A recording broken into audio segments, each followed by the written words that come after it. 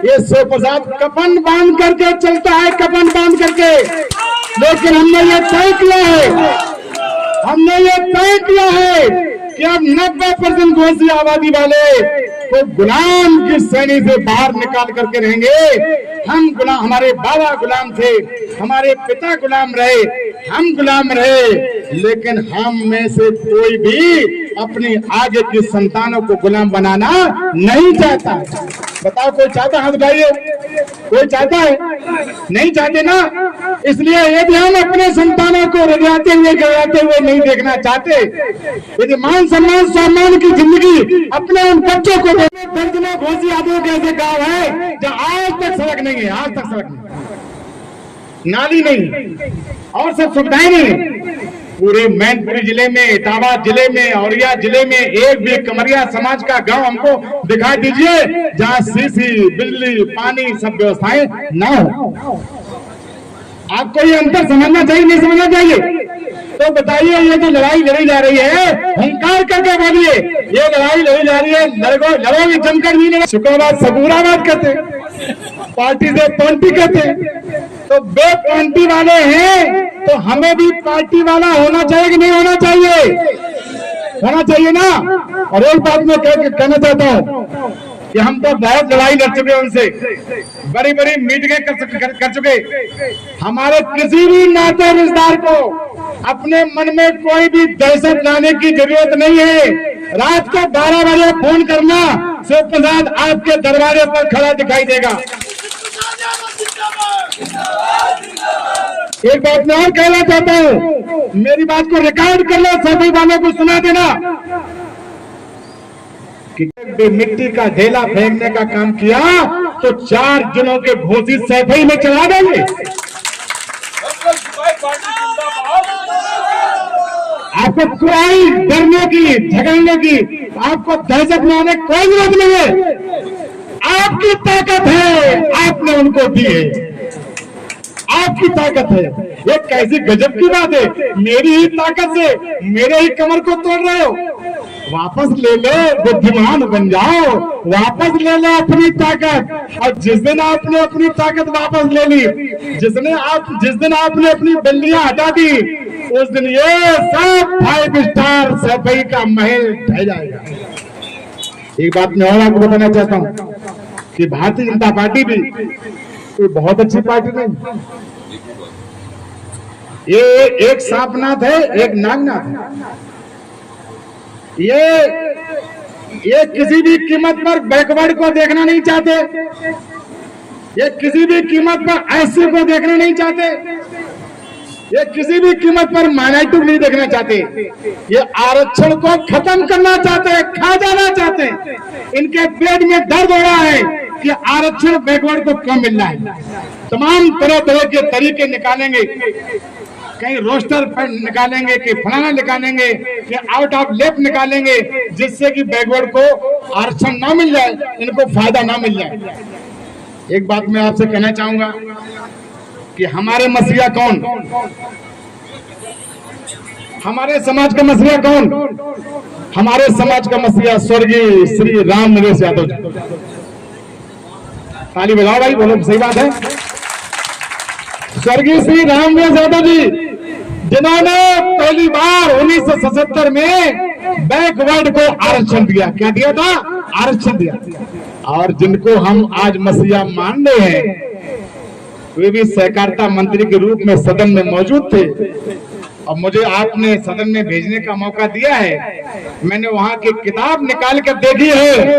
उस सदन में हमारे आज के सैफई वाले मसीहा के बैकवर्ड के आरक्षण के प्रस्ताव पर हस्ताक्षर नहीं है। रामदास यादव जी ने बैकवर्ड का आरक्षण किया और इस मसीहा, नकली मसीहा ने रामदास यादव जी के खिलाफ प्रस्ताव पारित कर दिया। जिसने बैकवर्ड को आरक्षण दिया उसके खिलाफ अविश्वास प्रस्ताव पारित कर दिया। और इन्होंने अपने ही डीएनए वाले 3 विधायकों, आपके करेल के बाबूराम जी और बिधुना के अवसान सिंह जी और खुद ये जसवंतनगर से, ये तीनों विधायकों ने रामदास यादव जी की कुर्सी को गिराने का काम किया।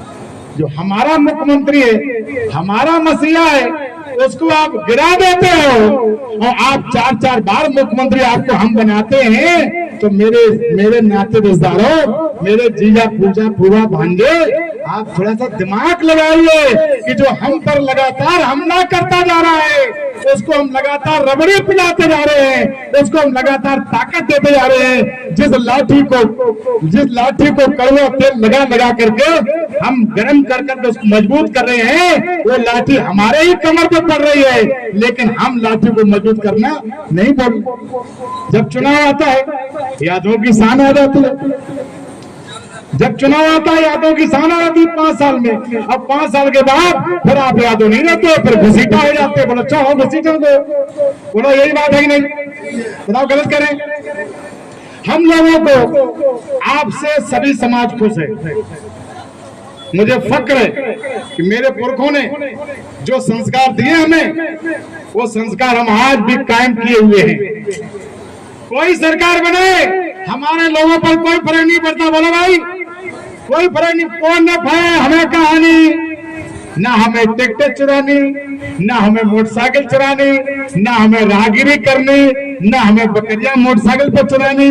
बोलो कुछ करना हमारे नौजवानों को नहीं करना, लेकिन बिना अपराध किए हमारे यादव होने के नाते हमारे माथे पर अपराधी का निशान लगा है कि नहीं लगा? बोलो भाई लगा है। हमसे साकिब क्यों गुस्सा है कि तुम चोर नहीं हो, लेकिन चोरों का सहयोग करते हो। हमसे पाल क्यों गुस्सा है? इसलिए गुस्सा है कि भैया तुम चोर तो नहीं हो, लेकिन ये जमानत चोरों की करते हैं। और कास्ट ठाकुर ब्राह्मण पंडित क्यों नाराज है? इसलिए नाराज है, हमारे तो कर्म खराब नहीं है जो नाराज हो, हम नशे में आ जाते हैं। एक बात तय करनी है कि आपकी पार्टी इस करेल विधानसभा से पहली बार चुनाव लड़ रही है। हमारा 90,000 वोट करेल विधानसभा में है, अकेले हमारा 90,000 वोट करेल विधानसभा में है। आप 10, 20, 25 हजार की मेहनत कर लो, आपके गांव में ही रह रहे लोग, उनके हाथ साथ जोड़ लो, आपका 1.25 लाख वोट हो गया और डाल दो 70%, 80% वोट, आपका 90,000, 80,000 वोट हो गया। कौन माई का लाल आपको हराने जा रहा है? बताओ भाई गलत करें? यहीं से जब आपकी पार्टी का प्रत्याशी जीतेगा तो पूरे देश में सर्वजन सुखाए पार्टी का डंका बजेगा। एक विधायक बनने की बात नहीं है, एक विधायक बनने की बात नहीं है, पूरे उत्तर प्रदेश के 90% घोषी यादवों को मान सम्मान से जीने का मौका मिलेगा एक विधायक से। अपनी पार्टी को स्थापित करने के लिए आपको जिम्मेदारी मिली है। 2 करोड़ 80 लाख यादव करेल विधानसभा की तरफ देख रहा है कि देखें करेल विधानसभा क्या कर रही है। सर्वजन सुखाए पार्टी को अपना आशीर्वाद दे रही कि नहीं दे रही? अगर आपने जैसे हमको भरतना से हमारे समाज के लोगों ने विधायक बनाया, मुख्यमंत्री मुलायम सिंह जी, सपा के जितने भी नेता थे